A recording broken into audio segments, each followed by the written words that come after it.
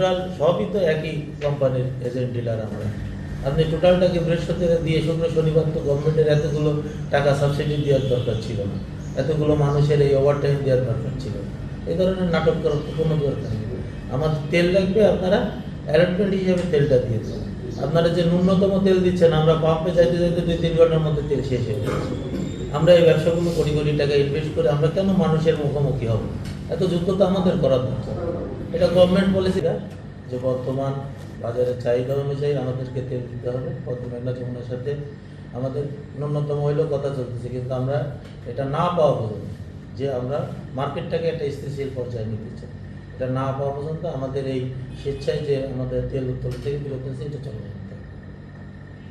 আমাদের সিদ্ধান্ত আমরা শাসা স্থান থেকে আর তেল উত্তোলন করবো।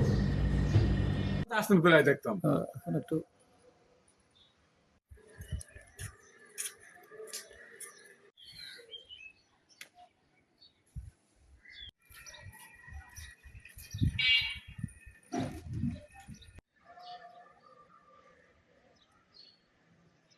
মুসল্লি একই, সবই একই কাজ।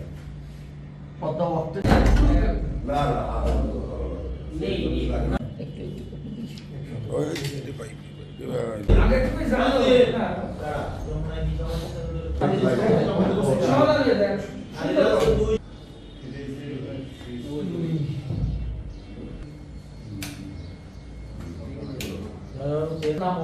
জি চাহিদা অনুযায়ী যে জ্বালানি সেই পেট্রোল, জ্বালানিও ট্যাঙ্ক।